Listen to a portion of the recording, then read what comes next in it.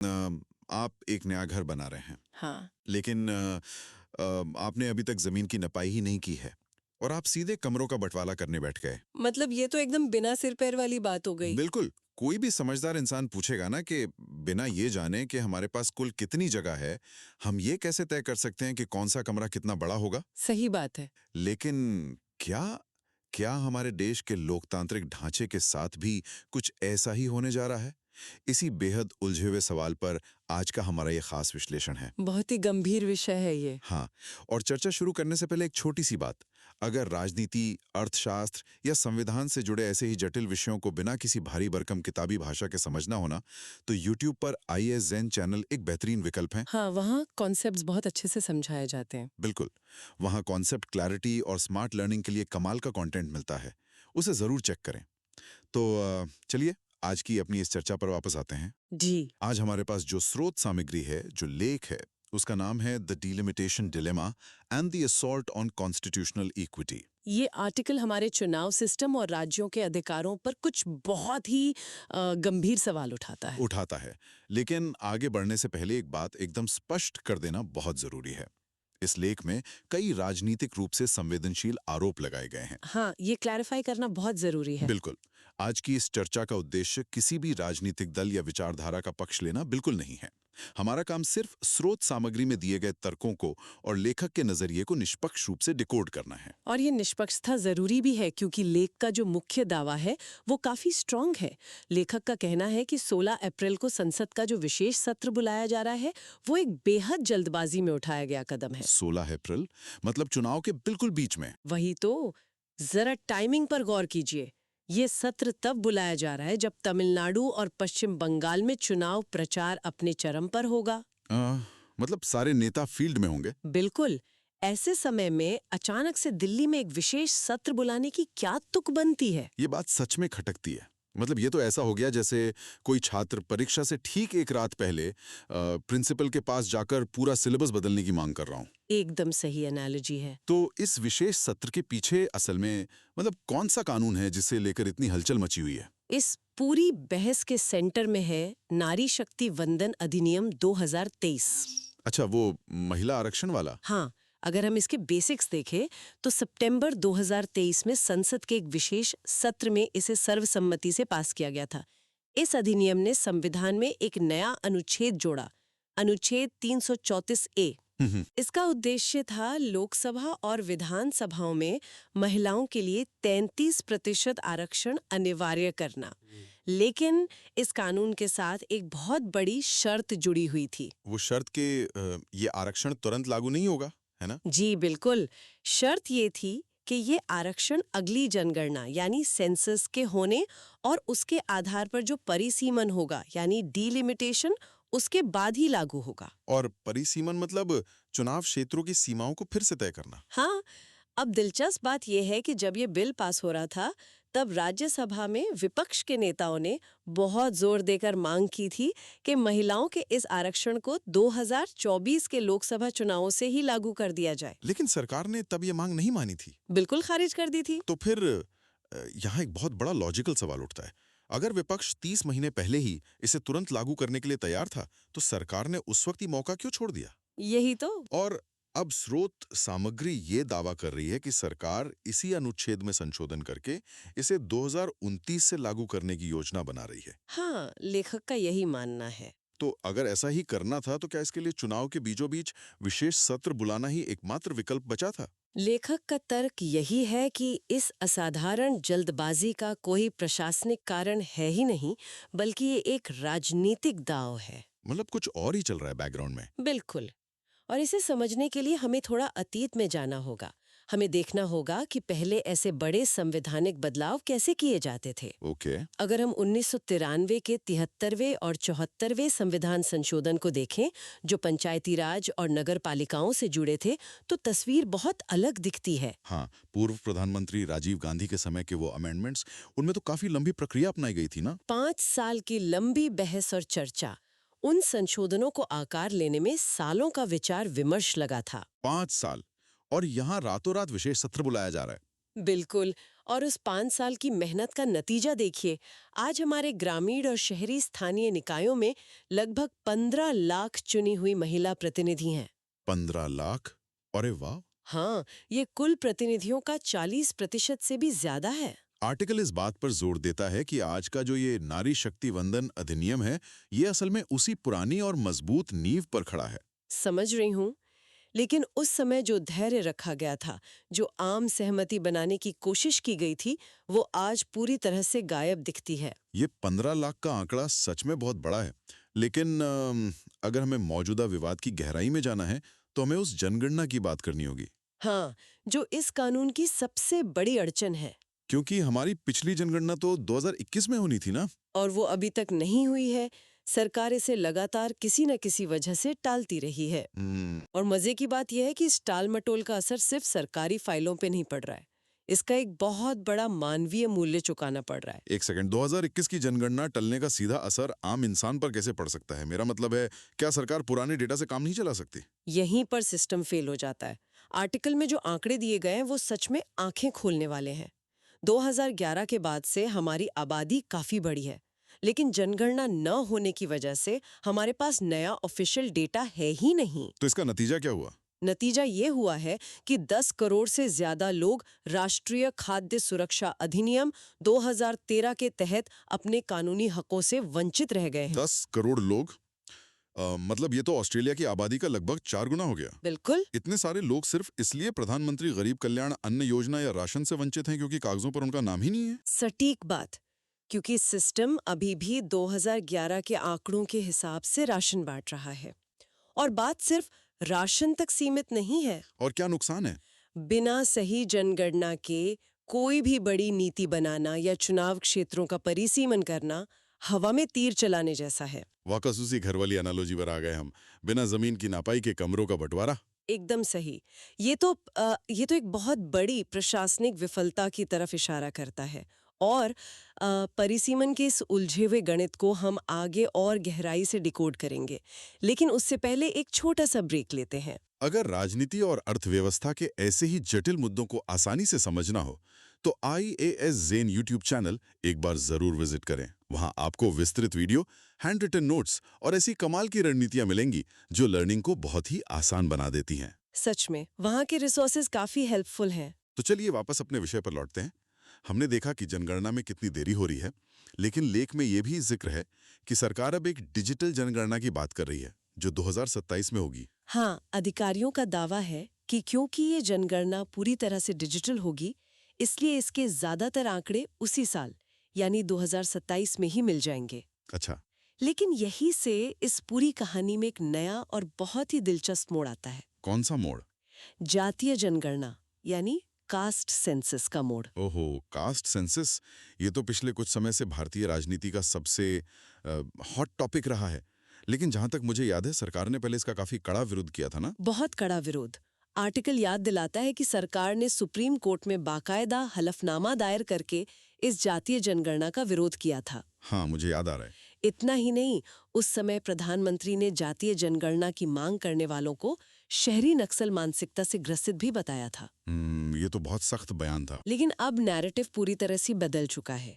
अब कहा जा रहा है कि 2027 की डिजिटल जनगणना में जातियों की गिनती भी शामिल होगी। ये तो एक बहुत बड़ा यू टर्न है। मतलब पहले जिसे शहरी नक्सल मानसिकता कहा, फिर खुद उसी काम को 2027 में कराने की बात मान ली। बिल्कुल।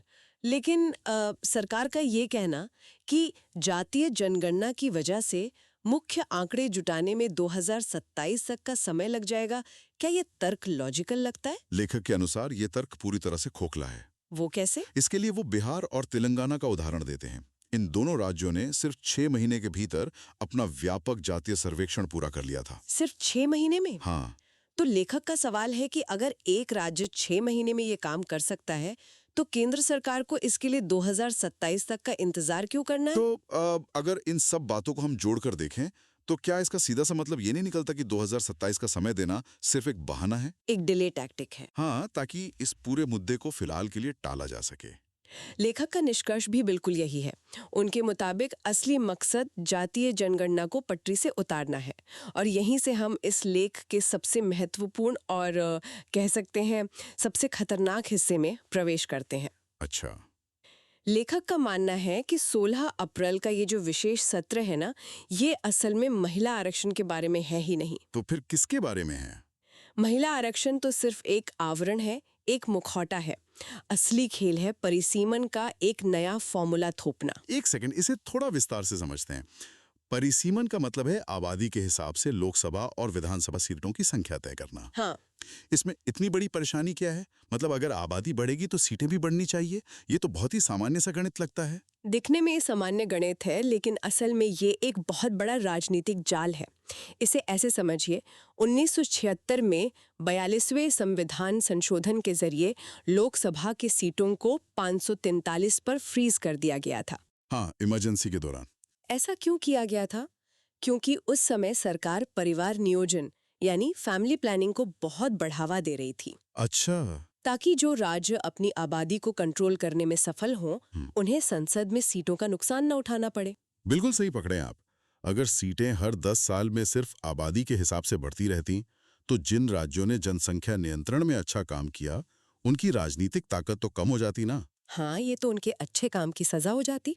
अब सोचिए, अगर 2027 के बाद परिसीमन को खोला जाता है और सिर्फ वर्तमान आबादी के आधार पर सीटें बढ़ाई जाती हैं, तो क्या होगा? इसका मतलब तो ये है कि उत्तर प्रदेश, बिहार या राजस्थान जैसे राज्य जहां आबादी तेजी से बढ़ी है, वहां लोकसभा की दर्जनों नई सीटें जुड़ जाएंगी। और दूसरी तरफ? दूसरी तरफ केरल, तमिलनाडु या आंध्र प्रदेश जैसे राज्य जिन्होंने अपनी आबादी पर सफलतापूर्वक नियंत्रण पा लिया है, उनकी सीटें लगभग वैसी ही रहेंगी। बिल्कुल।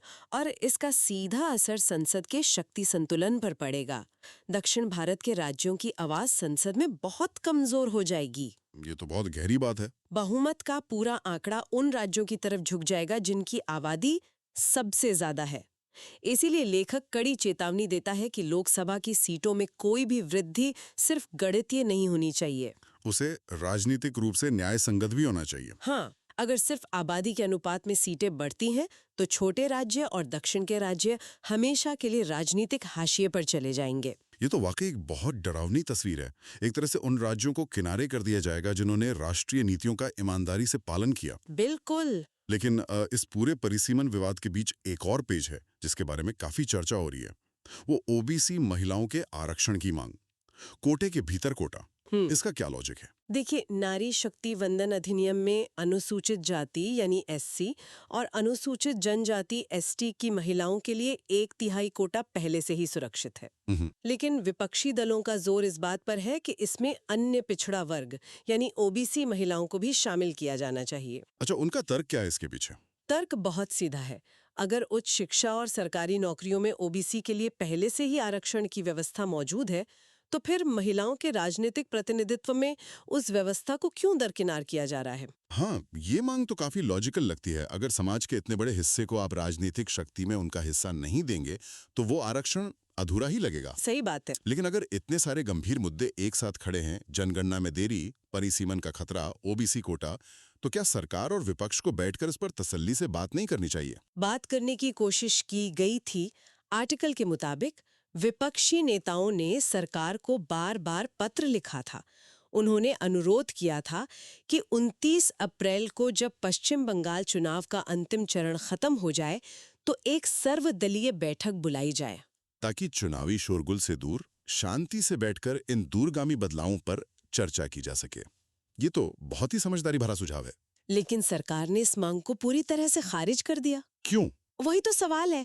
जरा सोचिए, जुलाई के मध्य में तो वैसे भी मानसून सत्र होना ही है। हाँ। अगर सरकार 29 अप्रैल के बाद सर्वदलीय बैठक बुलाती, विपक्ष की चिंताओं को सुनती, जनता के बीच इस पर एक स्वस्थ बहस होने देती और फिर मानसून सत्र में इन संशोधनों को लाती, तो क्या बिगड़ जाता? तो फिर अप्रैल के बीच में जब सब नेता चुनाव में व्यस्त हैं, तब इस सत्र को बुलाने की असल वजह क्या हो सकती है? लेखक इसे साफ शब्दों में नैरेटिव मैनेजमेंट कहता है। Narrative management? हाँ, जब चुनाव का माहौल हो तो आप अचानक से एक बड़ा मुद्दा उछाल देते हैं ताकि विपक्ष को डिफेंसिव मोड में आना पड़े और सारा विमर्श उसी एक मुद्दे के इर्द गिर्द घूमने लगे। समझ रहा हूँ। यहाँ पर मैं रुककर एक बुनियादी सवाल पूछना चाहूंगा। इस पूरे लेख में एक बहुत ही कड़ा शब्द इस्तेमाल किया गया है। कौन सा? लेखक इस पूरी प्रक्रिया को संविधान पर हमला या असॉल्ट ऑन द कॉन्स्टिट्यूशन कह रहा है। जी। क्या ये सिर्फ ध्यान खींचने के लिए इस्तेमाल किया गया एक भारी भरकम शब्द है या सच में इसके पीछे कोई गहरी चिंता छिपी है? ये सिर्फ एक अलंकार नहीं है। अच्छा। लेखक इसे संविधान पर हमला इसलिए कह रहा है क्योंकि जो तरीका अपनाया जा रहा है वो लोकतंत्र के मूल भावना के खिलाफ है। कैसे? देखिए, लोकतंत्र सिर्फ चुनाव जीतने का नाम तो नहीं है ना। ये प्रक्रियाओं का पालन, चर्चा और आम सहमति बनाने का नाम है। बिल्कुल। जब आप बिना किसी व्यापक चर्चा के विपक्ष की उचित मांगों को दरकिनार करके और चुनाव के ऐन बीच में इतने बड़े बुनियादी बदलावों को बस बुलडोज करने की कोशिश करते हैं, तो ये सीधे तौर पर संवैधानिक न्याय पर चोट करता है। मतलब मुद्दा ये नहीं है कि बदलाव क्या हो रहा है, बल्कि मुद्दा ये है कि बदलाव किस तरीके से हो रहा है। एकदम सही।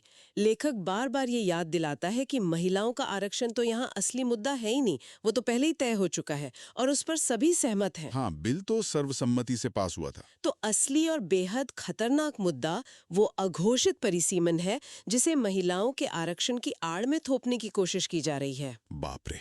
तो चलिए अब तक की इस पूरी गहरी और अहम चर्चा के मुख्य बिंदुओं को एक बार समेट लेते हैं। बिल्कुल। हमने शुरुआत की इस सवाल से कि चुनाव के बीचों बीच 16 अप्रैल को विशेष सत्र क्यों बुलाया जा रहा है। हमने देखा कि कैसे लेखक के अनुसार नारी शक्ति वंदन अधिनियम को सिर्फ एक आवरण की तरह इस्तेमाल किया जा रहा है। और फिर हमने जनगणना के उस दर्दनाक पहलू को समझा जहां 2021 की जनगणना में हुई देरी के कारण देश के 10 करोड़ से ज्यादा गरीब लोग अपने राशन और हकों से वंचित रह गए। हाँ, इसके बाद हमने एक कास्ट सेंसस पर सरकार के यूटर्न को डिकोड किया।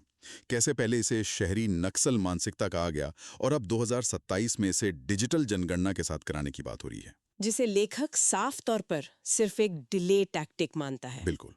और सबसे अहम बात, हमने परिसीमन के उस खतरनाक गणित को समझा जहां सिर्फ बढ़ती आबादी के आधार पर लोकसभा सीटों का बंटवारा उन दक्षिण भारतीय और छोटे राज्यों के लिए एक बहुत बड़ी राजनीतिक हार साबित हो सकता है। उन राज्यों के लिए जिन्होंने दशकों तक जनसंख्या नियंत्रण की राष्ट्रीय नीतियों का ईमानदारी से पालन किया है। सही बात है। और श्रोताओं के लिए एक बार फिर से स्पष्ट कर दूं कि आज की चर्चा में सामने आए सभी निष्कर्ष, तर्क और आरोप उस स्रोत सामग्री के लेखक के हैं। हमारा प्रयास सिर्फ इन जटिल विचारों को डिकोड करके निष्पक्षता से सामने रखना था, क्योंकि एक स्वस्थ लोकतंत्र में जानकारी ही सबसे बड़ा हथियार है। जब हम किसी मुद्दे को हर पहलू से समझते हैं तभी हम सही सवाल पूछ सकते हैं। एकदम सही कहा आपने। अब आज की इस चर्चा को समाप्त करते हुए मैं एक ऐसा विचार छोड़कर जाना चाहता हूं जिस पर हम सबको गहराई से सोचने की जरूरत है। जी। अगर किसी भी लोकतांत्रिक ढांचे में राजनीतिक प्रतिनिधित्व और सत्ता सिर्फ और सिर्फ बढ़ती हुई आबादी पर निर्भर करती है, तो एक सफल राष्ट्र उन राज्यों को कैसे पुरस्कृत करेगा जिन्होंने अपनी आबादी को सफलतापूर्वक नियंत्रित किया है? बहुत ही गहरा सवाल है ये। क्या अच्छे काम और अनुशासन की सजा राजनीतिक रूप से हाशिए पर धकेले जाना होनी चाहिए? ये एक ऐसा सवाल है जिसका जवाब भविष्य के भारत को खोजना ही होगा, वरना हमारा संघीय ढांचा बुरी तरह से चरमरा सकता है। बिल्कुल।